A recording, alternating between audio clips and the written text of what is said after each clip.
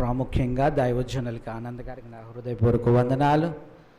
నన్ను తీసుకొచ్చిన మిత్రుడు, ఆయన పేరు కూడా ఆనంద్ గారే. ఆనంద్ గారికి నా హృదయపూర్వక వందనాలు. ఇక్కడ కూర్చున్న కొర్నేలి గారు కూడా చక్కగా రీసెంట్గానే పరిచయం అయ్యారు. చక్కటి మాటలు మేము మా ఇంటరాక్షన్లో జరుగుతూ ఉన్నది. దాన్ని బట్టి దేవుని స్తుతిస్తూ ఆయనకు కూడా నా హృదయపూర్వక వందనాలు చెల్లిస్తూ ఉన్నాను. చిన్న ప్రార్థన చేసుకుందాం. ప్రేమ గల తండ్రి, దయగల ప్రభువా, నాయన తండ్రి పరిశుద్ధుడా, తండ్రి నేను దేవుడిని తండ్రి, హృదయపూర్వకంగా మనస్ఫూర్తిగా తండ్రి నీ హస్తాలకు నన్ను నేను సమర్పించుకుంటూ ఉన్నాను తండ్రి. నీ వాగ్జ్ఞానాన్ని, వాక్శక్తిని తండ్రి, ఆత్మ నడిపింపును దయచేయమని తండ్రి బ్రతిమాలుకుంటూ ఉన్నాను, గోజాడుకుంటూ ఉన్నాను తండ్రి. ఇప్పుడు నా బిడ్డల యొక్క హృదయాలను బలపరచండి, తెరవండి తండ్రి. నీ వాక్యంలో ఉన్న శక్తిని, ఆ జీవాన్ని, ఆ జ్ఞానాన్ని, ఆ వాడిని పొందులాగున తండ్రి వారి యొక్క మనోనేత్రాలను వెలిగింపజేయమని అడుగుచున్నాను తండ్రి. ఆది నుంచి అంతవరకు మీరే ఉండి నడిపించమని, మీ సమాధానాన్ని ఉంచమని, శత్రు యొక్క ఆటంకాలన్నింటినీ లయపరచమని ప్రభువు నజరేయుడైన యేసుక్రీస్తు నామమున ప్రార్థించి వేడుకుంటూ ఉన్నాను. ఆమేన్. అందరికీ నా హృదయపూర్వక వందనాలండి. నా పేరు రత్నాకర్. నేను రాజమండ్రిలో పరిచర్య చేస్తూ ఉన్నాము. మా నాన్నగారు కూడా సేవకులే. మాది మెస్సియా గాస్పెల్ మినిస్ట్రీ. విద్య చదువుతూ ఉండగా కార్పొరేట్ సెక్రటరీస్ అంటారు, కార్పొరేట్ లాస్ అవి చదువుతూ ఉండగా నేను దేవుని యొక్క పరిచర్యలోకి వచ్చాను. పరిచర్యలోకి వచ్చినప్పుడు దేవుని ఒకటే అడిగా, నేనైతే లా బుక్స్ చదువుకున్న వాడిని, మీరే నన్ను నడిపించండి, మీరే నాకు జ్ఞానాన్ని ఇవ్వండి, ఈ వాగ్జ్ఞానాన్ని అని దేవుని అడిగినప్పుడు దేవుడు ఎంతగానో నాకు సహాయం చేసి ఎప్పుడూ కూడా నడిపిస్తూనే ఉన్నాడు. దానిని బట్టి దేవునికి నేను ఎప్పుడు కూడా కృతజ్ఞతాస్తుతులు చెల్లిస్తూనే ఉన్నాను. ఈ దినమున వచ్చినప్పుడు దైవజనులు మొదటి కొలస్సీల పత్రిక 1వ అధ్యాయము 28వ వచనం చదివినప్పుడు జాగ్రత్తగా వినటం ప్రారంభించాను. ఇక్కడ సంపూర్ణత అనే పదము అపోస్తలుడైన పౌలు గారు వాడారు. ఎవరైతే ఆత్మీయంగా వెలిగించబడతారో, ఎవరైతే ఆ ఆత్మ జ్ఞానాన్ని పొందుతారో, ఎవరైతే సొంత రక్షణను కాపాడుకుంటూ కొనసాగుతూ ఉంటారో, ఎవరైతే దేవుని వాక్యాన్ని ఎప్పుడూ పఠిస్తూ ధ్యానిస్తూ దేవుని వాక్యములో ఉన్న జీవాన్ని, బలాన్ని, ప్రాణాత్మలు శోధించే వాడిని ఎప్పుడూ కూడా ధ్యానం చేస్తూ ఉంటారో వాళ్ళు సంపూర్ణులు. పౌలు గారు ఎప్పుడు సంఘాలన్నిటి కోసము, కొలస్సీకైనా ఎఫ్ఎస్సీకైనా ఏ సంఘం కోసమైనా ప్రార్థన చేస్తూనే ఉంటాడు. ఆయన ఏంటంటే ఆయన ప్రార్థనలో చూస్తే సంపూర్ణులు కావాలి, ప్రేమలో సంపూర్ణులు కావాలి, విశ్వాసములో సంపూర్ణులు కావాలి. ఆయన ప్రార్థనలో చూస్తే చక్కగా మనం గమనించవచ్చు. యేసు ప్రభువు వారు ఈ లోకములో శరీరధారుడుగా ఆయన నివసించినప్పుడు ఈ యొక్క స్పిరిచువల్ ఎన్లైట్మెంట్ కోసము, స్పిరిచువల్ ఇన్సైట్ కోసం మాట్లాడుతూ ఉన్నాడు. ఆత్మీయ వెలిగింపు కోసము, ఆత్మీయ జ్ఞానం కోసం మాట్లాడాడు. ఆయన జనరల్ పబ్లిక్తో మాట్లాడాడు, శిష్యులతో మాట్లాడాడు, ఈ పరిసయ్యులు యూదుల యొక్క నాయకులతో మాట్లాడుతూనే ఉన్నాడు.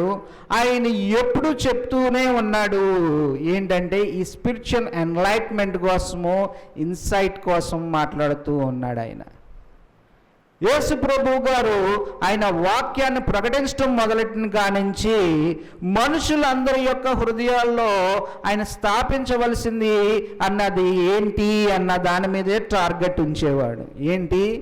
నిత్య జీవానికి, ఆయన రాజ్యానికి మార్గాన్నే చూపించడం మొదలెట్టాడు. ఆయన శిష్యులతో చక్కగా మాట్లాడుతూ ఉన్నాడు. ఆయన ఏమన్నాడో తెలుసా? నేనే మార్గమును, సత్యమును, జీవమునై ఉన్నాను అన్నాడు. ఎందుకు అన్నాడు ఈయన? ఆయనే మార్గము, ఆయనే సత్యము, ఆయనే జీవం. యోహాను సువార్త 14వ అధ్యాయము 6వ వచనంలో చూస్తే కనబడుతుంది మనకి. ఆయనే మార్గము, ఆయనే సత్యము.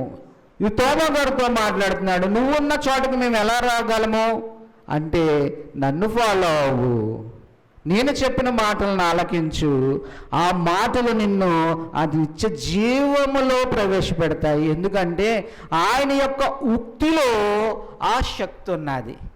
ఆయన యొక్క మాటలో ప్రాణాత్మలను శోధించే రెండంచులైన వాడి అయిన ఖడ్గము కన్నా పొదునైన వాడున్నది.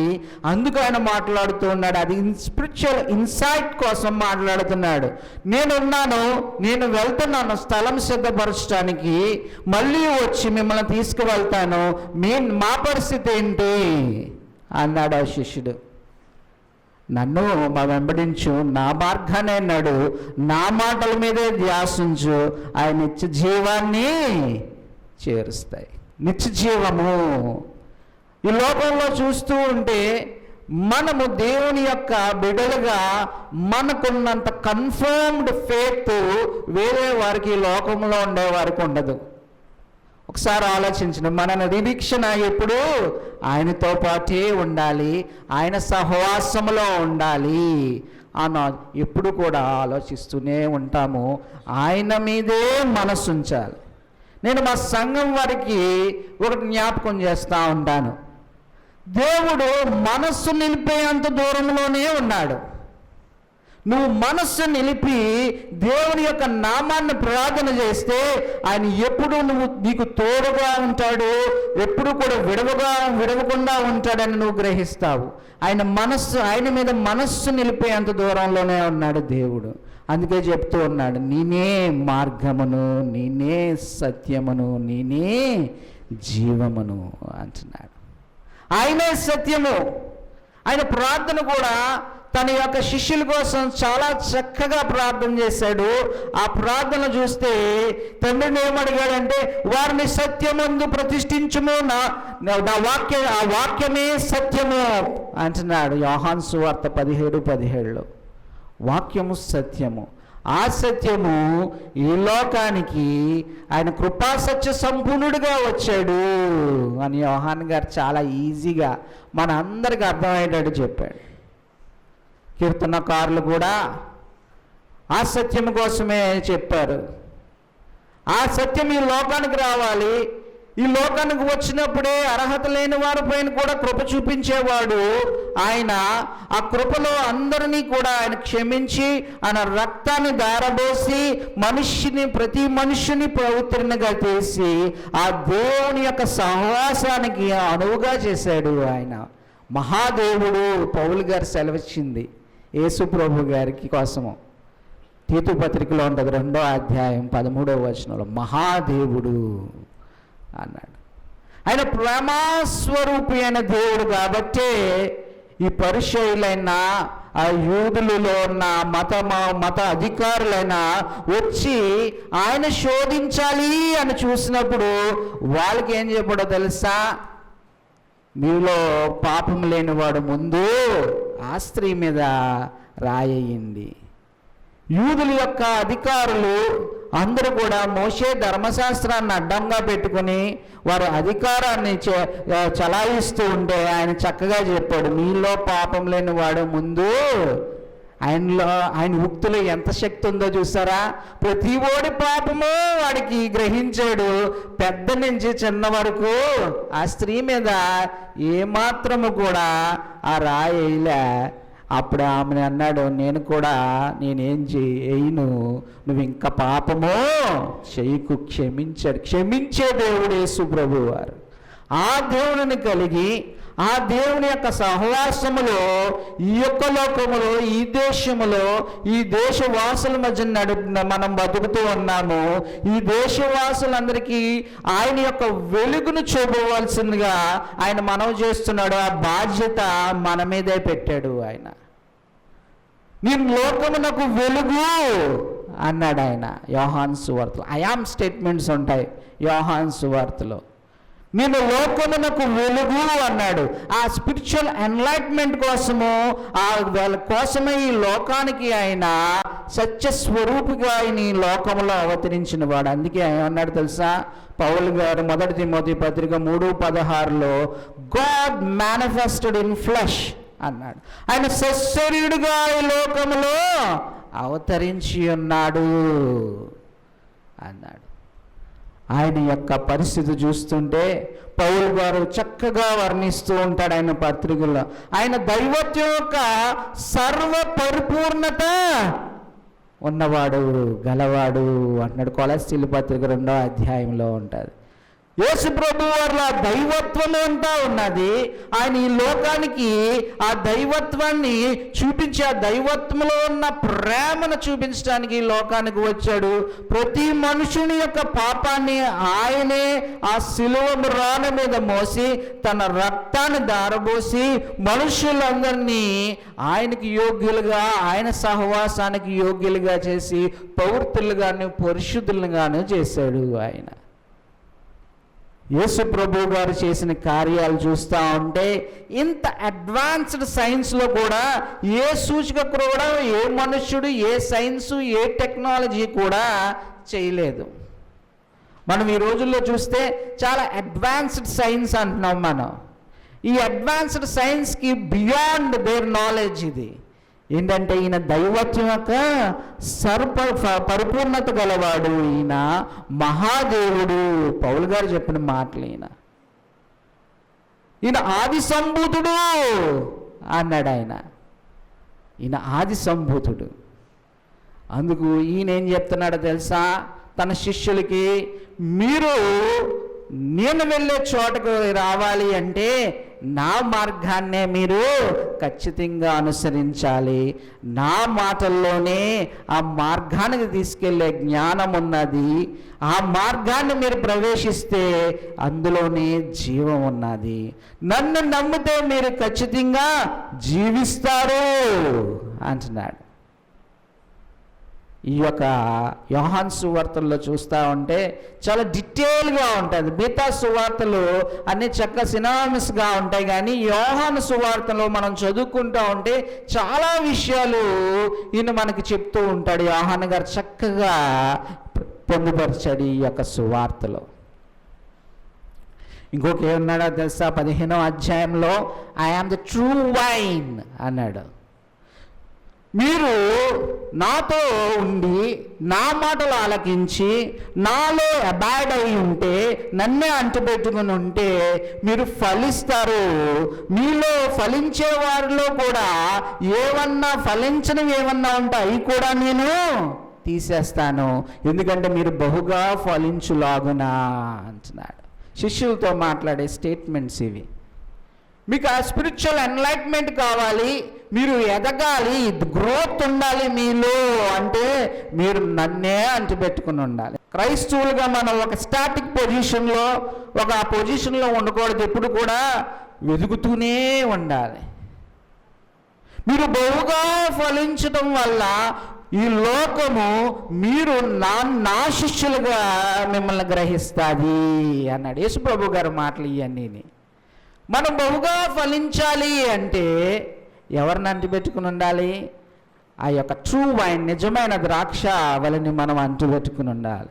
తీగలు మీరు మెటఫారికల్గా ఈ పవిత్ర గ్రంథంలో అలంకార రూపంలో రాయబడి ఉన్నది. మనం దేవునితో ఎప్పుడైతే అంటిపెట్టుకుని దేవునికి విధేయులుగా ఉండి దేవుని ఎప్పుడు కూడా మనం స్మరించుకుంటూ ఆయననే ప్రభువుగా మన హృదయంలో ప్రతిష్ఠించుకుని ఆ యొక్క సత్య వాక్యాన్ని మనం ధ్యానిస్తూ ఉండి ఆ వాక్యాన్ని ఎప్పుడు పఠిస్తూ ఉంటే మనం బహుగా ఫలిస్తాం ఈ లోకంలో. ఆధ్యాత్మికంగా, స్పిరిచువల్గా, మళ్ళీ లోకములు కూడా దేవుడు ఏ లోటు రానివ్వడు.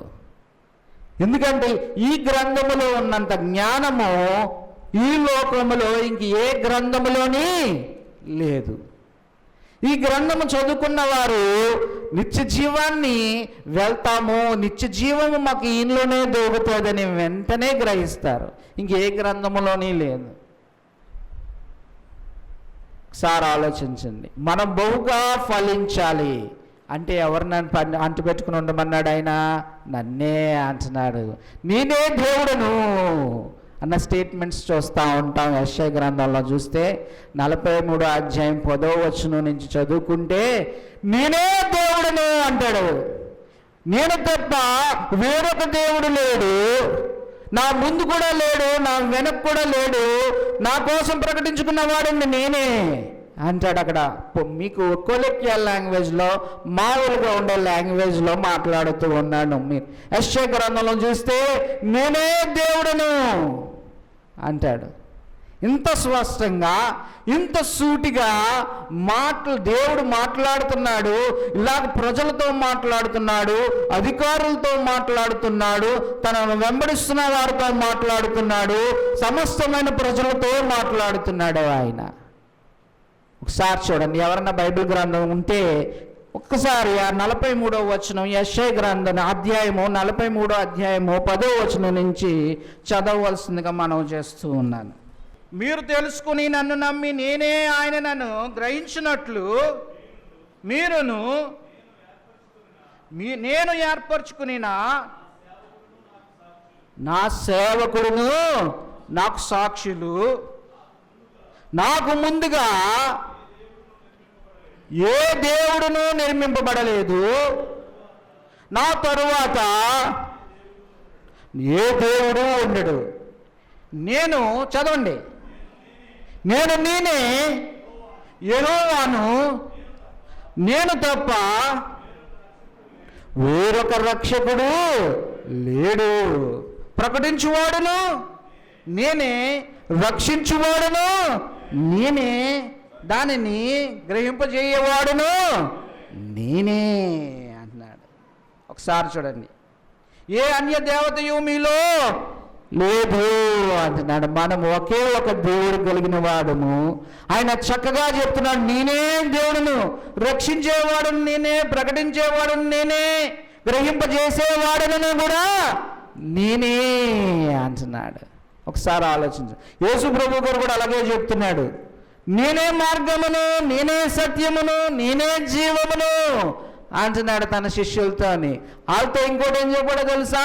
నేనే నిజమైన ద్రాక్షావళిని, తీగులు మీరు నన్ను అంటుకుంటే మీరు బహుగా ఫలిస్తారు. Spiritual enlightenment and spiritual insight కావాలి మనుషులకు, అప్పుడు పూనులు అవుతూ ఉంటారు. ఒకసారి చూడండి, ఆయన మాట్లాడుతూ ఉన్నాడు, సమరస్త్రీతో మాట్లాడి ఆ జీవజలం ఇచ్చేవాడని నేనే మెస్సయ్యను, మెస్సయ్య వస్తాడు అని నాకు తెలుసు అంటే వచ్చినోడు నేనే మెస్సయ్యనమ్మా అనగానే ఆమెకు ఆ వెలిగింపు కలిగింది. అందరినీ తీసుకొచ్చింది ఆయన దగ్గరికి. తీసుకొచ్చిందా లేదా? ఒకసారి ఆలోచించండి. మనమంత చక్కగా దేవుని యొక్క శిష్యులలాగా ఈ లోకములోకి వెళ్ళి ఆయన యొక్క సువార్తను ప్రకటించగలుగుతున్నామా ధైర్యముగా? పౌలు శీలల్ని ఏం చేశారు? ఏ విచారణ లేకుండా శిక్షించి చెరసాలలో బందీ చేశారు, సంఖ్యలు వేశారు. వాళ్ళు చక్కగా పాటలు పాడుకుని దేవుని ప్రార్థన చేస్తే దేవుడు గొప్ప కార్యం చేశాడు. వారు ఎంతగా దెబ్బలు తిన్నారో ఒకసారి ఆలోచించండి. వాళ్ళు ఏమాత్రము అధైర్యపడలేదు, కానీ దేవుడు స్తుతించారు, ప్రార్థించారు, మహింపరిచారు. పాటల ద్వారాగా దేవుడు తన కార్యాన్ని చేశాడు, తన శక్తిని చూపించాడు. అనంతమైన శక్తి గలవాడు దేవుడు. ఆయన అంట, నేనే దేవుడును, నేనే మార్గమును, నేనే సత్యమును, నేనే జీవమును అన్నా. నేనే నిజమైన ద్రాక్షావళిని అంటున్నాడు, తీగులు మీరు అంటున్నాడు. జనరల్ పబ్లిక్తో కూడా ఆయన మాట్లాడాడు. యోహాను సువార్తలో చూస్తే ఆయన విస్తారమైన జనాంగానికి ఆయన ఆహారం పెట్టిన తర్వాత ఆయన వెంబడిస్తున్న వారికి ఒక విషయం చెప్పాడు, జీవాహారము నేనే అన్నాడు. పితరులు మన్నా తిన్నారు కానీ వాళ్ళు చనిపోయారు, కానీ మీరు చనిపోరు నన్ను విశ్వసిస్తే అన్నాడు. మీరు క్షయమైన దానికోసం వెతకండి, కానీ అక్షయమైన దానికోసం ఎప్పుడు కూడా ప్రయాసపడండి. క్షయమైన దానికోసం ప్రయాసపడద్దు. ఆయన్ని వెనకాల తిరుగుతున్నారు ఈ వేల మంది జనం. ఆయన మాటలే అక్షయమైనవి, ఆయనే అక్షయుడు. ఆయన ఈ లోకానికి మనుషులను ప్రేమించి, తన బిడ్డలను ప్రేమించి, తన యొక్క బిడ్డల యొక్క స్వరూపంలో వచ్చాడు. కానీ ఆయన అనంతుడకు దేవుడు. ఆయన అనంతుడకు దేవుడు కాబట్టి ఆయన జీవాహారమును నేనే అంటున్నాడు. ఒకసారి ఆలోచించండి. మన యొక్క ఆత్మ రక్షించబడాలి అంటే ఖచ్చితంగా ఒక మనుషుడు ఆత్మ వల్ల మళ్ళీ జన్మించాలి. నికోదేముకు చెప్పాడా లేదా యోహాను సువార్తలో? రాత్రి వేళ వచ్చాడు. యేసు ప్రభు గారి కంటే పెద్ద వయసు వాడై ఉంటాడు ఖచ్చితంగా. రాత్రి వేళ వచ్చి యేసు ప్రభు గారిని బోధకుడా, రబీ అని పిలిచాడు.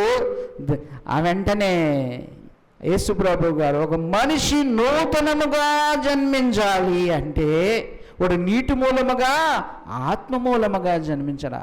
అయ్యో ఎలాగిది సాధ్యము, ఇది అసాధ్యము కదా అన్నాడు. ఆయన మళ్ళీ ఏంటో తెలుసా, నువ్వు కూడా బోధకుడివే కదా, ఇది నీకు తెలియదా అని అడిగాడు యేసు ప్రభు గారు. ఆయన ఆత్మ మూలముగా జన్మించిన వారం మనం అందరం అని. ఆయన ఆత్మ మూలముగా జన్మించాము. ఆ సత్య స్వరూపి యొక్క ఆత్మ సర్వసత్యములోకి నడిపించాలి అంటే మన ఆ ఆత్మ సహవాసములో ఉండాలి మనం ఎప్పుడూ కూడా. అందుకే అన్నాడు, చక్కటి ఇంటరాక్షన్ 1వ వచనం నుంచి 21వ వచనం వరకు చదువుకుంటే ఆ యొక్క పెద్ద ఏజ్ అన్న ఆ నికోదేమికి యేసు ప్రభు గారికి మధ్యన ఇంటరాక్షన్ చూస్తే చక్కగా కనబడుతూ ఉంటుంది. చక్కగా ఒకసారి ఆలోచించండి. మనము ఖచ్చితంగా పరిపూర్ణులము కావాలి. ప్రతి ఒక్క దైవజనుడు వాళ్ళు నుంచి వాళ్ళ ప్రయాస చూస్తే అందరూ పరిపూర్ణత కలిగి దేవుని యొక్క వెలుగుగా ఉండాలి అని వాళ్ళ ప్రయాస కనబడుతూ ఉంటుంది. యేసు ప్రభు గారు కూడా అన్నారు యోహాను సువార్త 9వ అధ్యాయంలో, ఈ లోకంలో ఉన్నంతకాలము నేను వెలుగుగా ఉన్నాను అన్నాడు ఆయన. తర్వాత మత్తయి సువార్తలో ఏమన్నాడు తెలుసా? 5వ అధ్యాయం 14వ వచనంలో, మీరే లోకానికి వెలుగు, మీరే లోకానికి ఉప్పై ఉన్నారు అన్న. మీరైనా నేనైనా ఎవరైనా సరే ఆ దేవుని యొక్క వెలుగుగా ఈ లోకములో, ఆ దేవుని యొక్క బిడ్డగా, ఆయన శిష్యుడిగా మనము ఖచ్చితంగా ఆయన పరిచర్యని మనం ఎప్పుడు కూడా కొనసాగిస్తూనే ఉండాలి ఈ దేహంలో ఆత్మ ఉన్నంత వరకుని. అందుకు మనం ఎప్పుడూ చూస్తూనే ఉండాలి. ఎవరి వైపు? ఆయన వైపే. ఆయన వైపు చూస్తే చాలు వెలుగు కలుగుతుంది అని కీర్తనాకారుడు చెప్తా ఉంటాడు. ఆ కృపా సత్యములు ఎలా కలుసుకున్నాయి, ఆ నీతి సమాధానాలు ఎలాగ ముద్దు పెట్టుకున్నాయి అంటే క్రీస్తు యేసులోనే సాధ్యమైంది. ఆ వాక్యమే కృపా సత్య సంపూర్ణుడిగా ఈ లోకంలోకి వచ్చాడు. యోహాను సువార్త 1వ అధ్యాయం 14వ వచనంలో ఉంటుంది. కృపాసత్య సంపూర్ణుడు ఆయన. ప్రతి మనిషికి ప్రకటిస్తున్నాడు, ఆ ఆత్మీయ వెలుగు కోసం చెప్తున్నాడు, నేనే వెలుగుని, ఐ యామ్ ది లైట్ అంటాడు ఆయన. తర్వాత ఏమన్నాడు తెలుసా? ఈ లోకములో నేను ఈ శరీరధారుడుగా ఉన్నంతసేపు నేను ఈ లోకానికి వెలుగుని, తర్వాత మీరు వెలుగు అన్నాడు. ఆ వెలుగును మనం చెయ్యాలి అంటే మనల్ని మనం ఎలా ప్రిపేర్ చేసుకోవాలి, సిద్ధపరచుకోవాలి, ఎలా ఎక్విప్ చేసుకోవాలో ఒకసారి ఆలోచించండి. ఎప్పుడు కూడా అది దీన మనస్సుతోని విధేయులుగా దేవునికి ప్రార్థన చేస్తూ, వాక్యాన్ని పఠిస్తూ, వాక్యాన్ని ధ్యానిస్తూ, ఆ వాక్యంలో ఉన్న బలాన్ని ఎప్పుడూ పొందుతూనే ఉండాలి. అదే అక్షయమైనది. ఈ వాక్యాన్ని ఎవరు ఈ లోకంలోంచి చెరిపోలేరు ఏమీని. మన భారతదేశంలో అసలు చెరిపేయాలని చాలా ప్రయత్నాలు జరుగుతున్నాయి. చెరిపేయాలని ప్రయత్నాలు జరిగికోవాలి ఎక్కువైపోతుంది. ఎందుకంటే మనమందరము దేవుని యొక్క ఆధీనంలో ఉన్నవారము, దేవుని నడిపిస్తూ ఉన్నాడు. ఒక చిన్నది చెప్పొచ్చో చెప్పకూడదో కానీ ఒక చిన్న ఇంటరాక్షన్ జరిగింది ఓ పెద్ద పాస్టర్ గారికి నాకు మధ్యన. ఏంటంటే ఇటీవల గవర్నమెంట్ చేంజ్ అయింది కాబట్టి పాత గవర్నమెంట్ అయితే బాగుండేదండి, చాలా బాగుండేది, ఇప్పుడు కొత్త గవర్నమెంట్లో బాగుంటుందో లేదో అని భయం చెప్పాడు. నేను ఒకటి చెప్పా, మనల్ని నడిపించేది గవర్నమెంట్ కాదు, మహాదేవుడు.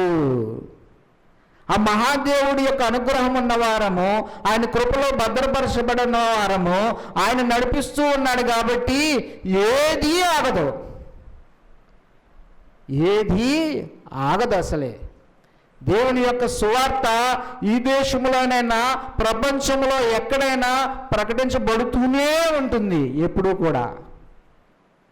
నేను అడవుల్లో తిరిగా, ఎప్పుడో 2005లో ఆఫ్రికా అడవుల్లో తిరిగితే, ఆఫ్రికా అడవుల్లోని అక్కడ ఉండే ఆ యొక్క ట్రైబల్ పీపుల్కి వాళ్ళకి వస్త్రధారణ కూడా బాగోదు, వాళ్ళకు తెలీదు, ఏమీ తెలీదు, నాగరికత తెలీదు, ఏమీ తెలీదు.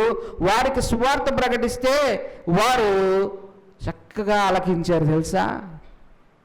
మమ్మల్ని అయితే అడవుల్లో తిరుగుతున్నాము, నేను నా ట్రాన్స్లేటరు తిరుగుతుంటే ఆ కెనియా అడవుల్లో, తుర్కానా అడవుల్లోని మమ్మల్ని ఎదుర్కొంటూ ఇద్దరు స్త్రీలు వచ్చారు. ఇద్దరు స్త్రీలు వస్తే వాళ్ళకి వస్త్రాల ధారణ కూడా సరిగ్గా లేదు. ఏంటి ఇలా అడవుల్లో వచ్చేస్తున్నారు అనుకున్నాను. ఏమో ఆ యొక్క అడవుల్లో ఆఫ్రికా దేశానికి మిషనరీలాగా వెళ్ళి వాళ్ళని చాలామందిని చంపేశారు అలాంటి వాళ్ళు. ఏంటి ఇలా వస్తున్నారని చూస్తే, మీరు దేవుని కోసం చెప్తారంట కదా, అది ఆలకిద్దామని వచ్చాము అన్నారు వాళ్ళు. నేను ఆశ్చర్యపోయాను. అడవిది, ఆ వైల్డ్నెస్, చుట్టుపక్కల ఏం లేదు. ఆఫ్రికా అడవులు అంటే మనలాగా ఇక్కడ చెట్లు మొక్కలు ఏమి ఉండవు, అంతే ఎడారే, రాళ్ళు రప్పలు. ఇక్కడే మా ఇల్లు తీసుకెళ్తామని ఎన్ని కిలోమీటర్లు నడిపించారో. అప్పుడు నేను జస్ట్ డిగ్రీ పాస్ అయ్యి ఉన్నాను. డిగ్రీ పాస్ అయ్యి ఉంటే, నువ్వు మేము మిషనరీ వర్క్ ఏం చేస్తున్నావో నువ్వు చూద్దుగనరా అని ఒక ఆఫ్రికన్ ఆయన, అమెరికాలో సెటిల్ అయిన ఆయన తీసుకెళ్ళిపోయాడు. నన్ను వస్తాను నేను అంటే తీసుకెళ్ళాడు. తీసుకెళ్ళిన కాడి నుంచి సువార్త ప్రకటించాలి అన్నాడు. మా నాన్నగారు చిన్నతనం దగ్గర నుంచి ఏం నేర్పారంటే, నాయన నువ్వు దేవుని వాక్యానికి నిలబడితే దేవుడే నడిపిస్తాడు తప్ప నీ జ్ఞానం మీద, నీ శక్తి మీద ఆధారపడకు, దేవుని మీద ఆధారపడంటే ఓకే. మా నాన్నగారు మాటలు జ్ఞాపకం వచ్చి బైబిల్ ఇచ్చుకుని వెళ్ళిపోతే వాళ్ళకు వాక్యం చెప్పిన తర్వాత చక్కగా వాళ్ళు దేవుని యొక్క మాటలు ఆలకించారు. అక్కడ ఎవరున్నారు? గవర్నమెంట్ వారి సహాయం ఉందా? ఎవరి సహాయం ఉంది? గవర్నమెంట్ల వల్ల, వాటి వల్ల మనం నడిచే వాళ్ళం కాదు. మహాదేవుని యొక్క అనుగ్రహం వల్ల, ఆయన యొక్క నడిపింపు వల్ల, ఆయన కృప వల్ల మనం ఇలా చక్కగా రాజులైన యాజక సమూహంలాగా ఉన్నాం మనం. ఎందుకంటే ఆయనలో ఉన్న గుణలక్షణాలను ప్రకటించాలి. మనము ప్రకటించాలి అంటే రాజులైన యాజక సమూహంగా ఉండాలి మనం అందరం కూడా. అవునా కాదా? ఒకసారి ఆలోచించండి. యేసు ప్రభు గారి మాటలు చూడండి. వాళ్ళు పరిచయులు వాళ్ళందరికీ చెప్తున్నాడు, ఐ యామ్ ది లైట్, నేనే వెలుగుని అంటున్నాడు. ఎంత సూటిగా మాట్లాడుతున్నాడో మనం చూస్తూ ఉంటే, సువార్తల్లోనైనా లేకపోతే పత్రికల్లోనైనా చూస్తే వాక్యం ఎప్పుడు సూటిగానే ఉంటుంది. ఆ వాక్యంలో ఎప్పుడు జీవమే ఉంటుంది, బలమే ఉంటుంది, ప్రాణాత్మలు శోధించే ఆ యొక్క తీవ్రమైన వాడు ఉంటుంది వాక్యంలో. ఆ వాక్యాన్ని హృదయమంతా సమృద్ధిగా ఉంచుకోండి అంటున్నాడు భక్తుడు. హృదయమంతా ఆయన వాక్యమే. ఎందుకంటే వాక్యమే సత్యము, వాక్యమే దేవుడు అని లేఖనాలు సెలవిస్తున్నాయి. అందుకొకసారి చూడండి, మీరు ఎలాగైనా గుణలక్షణాలను ప్రచురించాలో అన్నది ఎప్పుడు ఆయననే అడగాలి. నన్ను ఎక్కడికి పంపిస్తావో అన్నది ఎప్పుడు ఆయన్నే అడగాలి. మనం పెద్ద ప్లానింగ్ ఏం చేసుకోకర్లేదు అనుకుంటాను నేను. ఎందుకంటే everything is pre planned by God. మనల్ని నడిపిస్తాడు అంతే. ఫిలిప్పుని ఆ నపుంసకుడి దగ్గరకు నడిపించాడు. ఆ ఇథియోపియా దేశం నుంచి వచ్చి దేవుని ఆరాధించుకోవడానికి వచ్చి వెళ్ళిపోతున్నవాడు ఆ యెషయా గ్రంథంలో ఉన్న ఆ యొక్క సత్యాన్ని తెలిపాడు. ఫిలిప్పు పరిగెట్టుకుంటూ వెళ్ళాడు. ఎలాగా? సంపూర్ణుడు కాబట్టి నువ్వు వెళ్ళి పని చేయి, నువ్వు నన్ను పరిచయం చేయి అని పంపించాడు. మనం పరిచయం చేయగలుగుతున్నామా? ఈ భారతదేశంలో సువార్త ప్రకటించడం కష్టమా సులభకరమా అంటే ఏమో తెలీదు.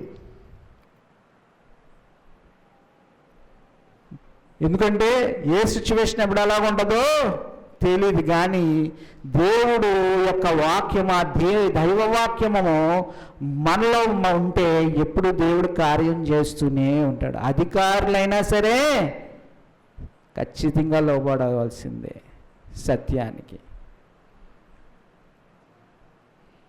కొర్నేలియు ఆసక్తి చూపించాడు కాబట్టి పేతురు గారిని పంపించాడు.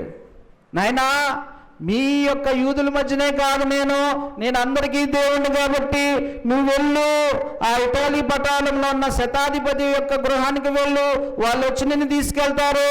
నువ్వు నా యొక్క సత్యాన్ని వారికి, నా యొక్క జీవాన్ని, నా వెలుగును చూపించు, నా మార్గాన్ని అని పంపించడా లేదా? కొర్నేలి కోసం అధ్యాయం అంతా ఉంటుంది అపోస్తల కార్యంలో ఉండి ఏమంటారు తెలుసా? చక్కగా మంచోడు, భక్తిపరుడు, దాన ధర్మాలు చేసేవాడు, అప్పుడు కూడా ఉపవాసం ఉండి ప్రార్థన చేస్తున్నాడు. దేవుని యొక్క ఆ దూతను చూశాడు, ఆ దూత మాట ఆలకించాడు. ఎక్కడో ఉన్న పేతురు గారిని, చర్మకారుడి యొక్క గృహంలో ఉన్న పేతురు గారిని దగ్గరికి పంపించాడు. ఆయన వచ్చాడు. మనల్ని కూడా దేవుడు అలాగే వాడుకుంటాడు. ఎక్కడికి నడిపిస్తాడో తెలియదు, అది పేతురికి తెలియదు. అది it is not planned by him, it is planned by God. Sir చూడండి, జక్కయ్య కూడా ఎవరు యేసు ప్రభు గారు, ఏంటి ఇన్ని అద్భుతాలు చేస్తున్నాడు, ఏంటి మా పరిశీలు, మా యొక్క మతాధికారులు ఏమాత్రము ఆయనని అరికట్టలేకపోతున్నారు, ఏమాత్రము ఆయన మీద జయించలేకపోతున్నారు, ఎవరు యేసు ప్రభు గారు అని చూడటానికి ఆయన తహతహలాడాడు, చెట్టు ఎక్కాడు, చూశాడు. ఆయనలో ఆసక్తి ఉంది కాబట్టి నేడు నీ గృహంలో ఉండవలసి ఉన్నది అని పేరెట్టి పిలిచాడు కిందకి. ఎవరిలో అయితే దేవుడు అంటే ఆసక్తి ఉంటుందో, ఎవరైతే దేవుని రక్షణను కాపాడుకుంటూ ఉంటారో, ఎవరైతే ఆత్మీయ వెలిగింపు కోసము, ఆత్మీయ జ్ఞానము కోసము ఎప్పుడు శ్రద్ధ కలిగి ఉంటారో, దేవుడిని ఎప్పుడు కూడా వాళ్ళు పొందుతూనే ఉంటారు. ఆ జ్ఞానము, ఆ వెలిగింపు ఎప్పుడు కూడా అని వాళ్ళు చూడండి. ఆ ఇంట్లో కూడా రక్షణ వచ్చింది ఆ రోజు. ఆయన ఆత్మనే సంచుకొరువుగా ఇచ్చాడు.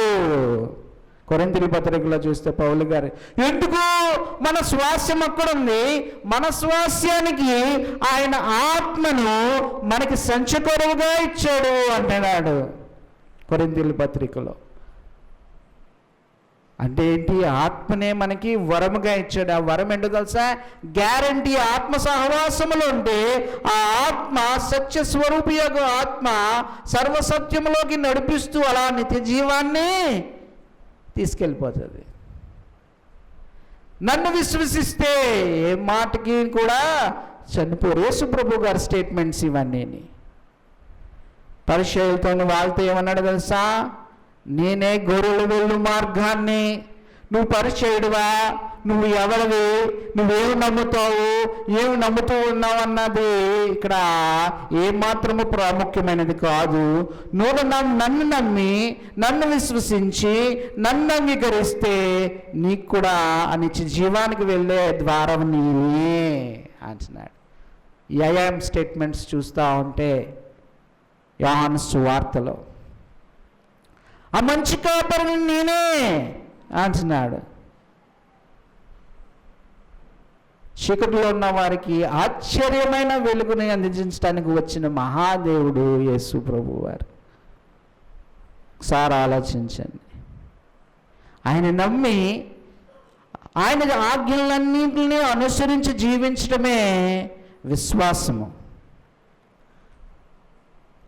ఆయన దేవునిగా నమ్మి, సొంత రక్షకుడుగా నమ్మి, ఆయన చెప్పిన ప్రతి ఆజ్ఞను శిరసా వహించి విధేయుడులాగా ఉండి ఆయననే అనుసరించి ఆయన మాదిరిలోనే నడిచేవాడే శిష్యుడు అవుతాడు తప్ప లేకపోతే శిష్యుడు కాడు.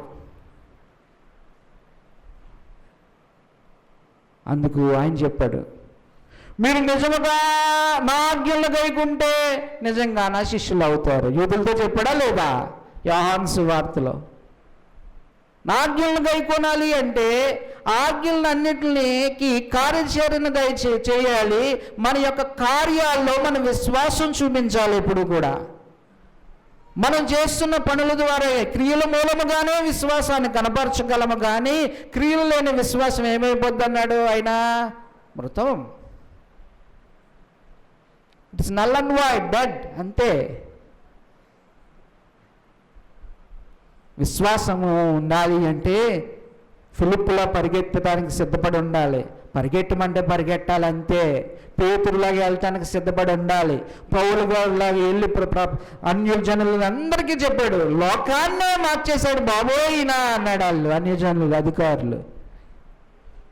ఒకసారి ఆలోచించండి. ఆయన ప్రయాణం చేసిన విధానం చూసినా అపోజిట్ పౌలు గారు ఆశ్చర్యం వేస్తుంది. హౌ ఇట్ ఇస్ పాసిబుల్ అనుకున్నాను నేను. అంటే ఆయనలో ఉన్న జీల్ చూసే ఆ దమస్కు వెళ్ళే మార్గములో ఆ యొక్క వెలుగుని అందజేశాడు. ఆ స్పిరిచువల్ ఎన్లైట్మెంట్ కలిగించాడు. నువ్వు హింసిస్తున్న యేసును నేనే అన్నాడు. అంతే తెలిసింది. ఈయనే దేవుడని తెలిసింది. ఈయనలోనే రక్షణ ఉన్నదని తెలిసింది. ఈయనే నిత్యజీవానికి తీసుకెళ్తాడని తెలిసింది. ఇంక సమస్తమును వదిలేశాడు. అది వ్యర్థం అనుకున్నాడు. ఇంక జీవించటము ఆయన కోసమే. ఆయన స్టేట్మెంట్లు చూస్తే ఇంక జీవించటము ఆయన కోసమే. ఆయన చక్కటి యొక్క సోషల్ రికగ్నైజేషన్ ఉన్నవాడు. ఆయన ఏజ్ కంట అపోస్తలుడైన పౌలు ఆయనకున్న రికగ్నైజేషన్ చాలా ఎక్కువ. ధర్మశాస్త్రాన్నిలో అనింద్యుడు, బెంజామీను గోత్రంలో పుట్టినవాడు, తార్సు ప్రాంతం వాడు, సంపన్నుడు, డబ్బులున్నవాడు, బాగా డబ్బులున్న కుటుంబానికి చెందినవాడే. కానీ ఆయన ఏమన్నాడో తెలుసా? దేవుని అంగీకరించి బాప్తిసం పొంది ఆయనను ప్రకటించడం ప్రారంభించిన తర్వాత ఆయన నాకు అనుభవం రాస్తాడు. నాకు సంపన్న స్థితిలో ఉంటామో తెలుసు, లేము స్థితిలో ఉంటామో తెలుసు, అన్నీ తెలుసు నాకు అన్నాడు. ఎంతగా లోబడిపోయాడో చూసారండి. అందుకే అన్నాడు, అబైడ్ ఇన్ మీ, మీరు నన్ను అంటు పెట్టుకుని ఉండండి. యేసు ప్రభు గారు చెప్పిన మాట ఆయన శిష్యులకి, మీరు నన్ను అంటు పెట్టుకుని ఉండండి, మీలో నేను ఉంటాను, మీతోనే ఉంటాను, మీరు బహుగా ఫలిస్తారు అంటున్నాడు. మనం బహుగా ఫలించాలంటే చూడండి, ఆయన యొక్క గుణ లక్షణాలని ప్రచురించాలి అంటే మనల్ని మనం ఎలాగా సిద్ధపరచుకుని ఎక్విపరచుకోవాలో, ప్రిపేర్ అవ్వాలో ఒకసారి ఆలోచించండి.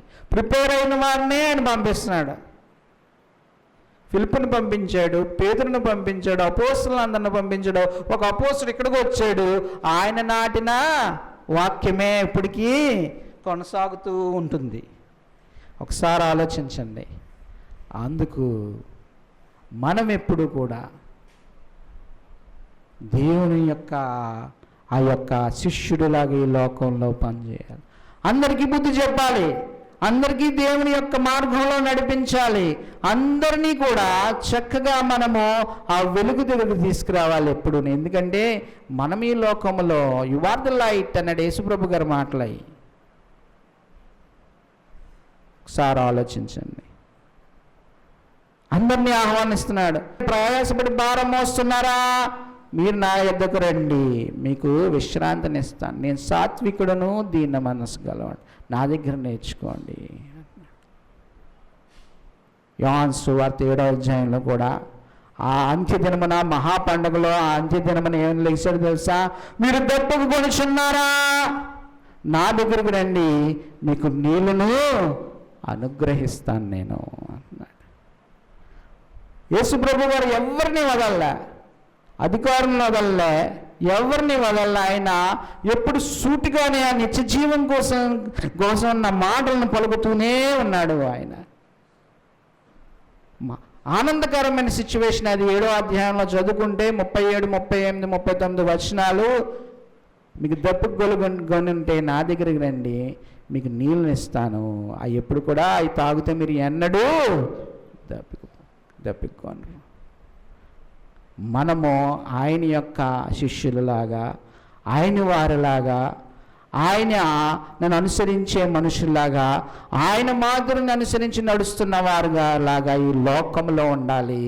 దేవుడు ఎప్పుడు కూడా మనల్ని నడిపిస్తూనే ఉంటాడు, విడవడు, ఎడబాయడు. మనల్ని ఎప్పుడు కూడా హెచ్చిస్తూనే ఉంటాడు. ఆయనే వెలుగు, ఆయనే జీవము, ఆయనే మార్గము, ఆయనే ఆ గొర్రెల వెళ్ళు మార్గము, ఆయనే మంచి కాపరి, ఆయన పరలోకము నుండి దిగి వచ్చిన ఆహారము ఆయనే. అక్షయుడు ఆయన, అమర్త్యుడు ఆయన. ఈ లోకంలో నిన్ను నన్ను ప్రతి మనుష్యుని తన రాజ్యంలో ప్రవేశించటానికి ఈ యొక్క రక్తమాంసములు గలవాడుగా వచ్చాడు. కానీ ఆయన రక్తమాంసములు నా సిలువలో ఆయన త్యాగం చేసి తన రక్తాన్నంతటినీ దారబోసి నిన్ను నన్ను ఆయన రక్షించి తన యొక్క రాజ్యవాసులుగా చేయటానికి ఆ పౌరస్థితినిచ్చాడు. ఆయన అంత ప్రేమ ఇంకెవరు చూపించలేరు. ఆయన చూపించినంత తన స్నేహితుల కోసం మనల్ని స్నేహితులుగా సంబోధించాడు. నేను నా ప్రాణం పెట్టడానికి వచ్చాను అంటున్నాడు. ఒకసారి ఆలోచించండి. ఇంత ప్రేమించే దేవుడు, ఇంత తోడుగా ఉండే దేవుడు, విడవకుండా ఉన్న దేవుడు ఆయన ఒక్కడే. ఆయనలోనే రక్షణ ఉన్నది, ఆయనలోనే సమాధానం ఉన్నది, ఆయనలోనే సమస్తము ఉన్నది. ఇప్పటి జీవం విషయంలోనూ రాబో జీవం విషయంలోనూ కూడా మనము ఆయన మీదే ఆధారపడాలి. ఎందుకంటే భక్తిలో ఉన్న ప్రయోజనం అదే. ఈ హలోకమాలిన్యం అంటకుండా మనం ఇబ్బందుల్లో ఉన్న వారిని పరామర్శిస్తూ ఇప్పుడు జీవం విషయంలో రాబో జీవం విషయంలో ఉన్న భక్తిని ఎప్పుడు సాధన చేస్తే అది ఎప్పుడు ప్రయోజనకరమే.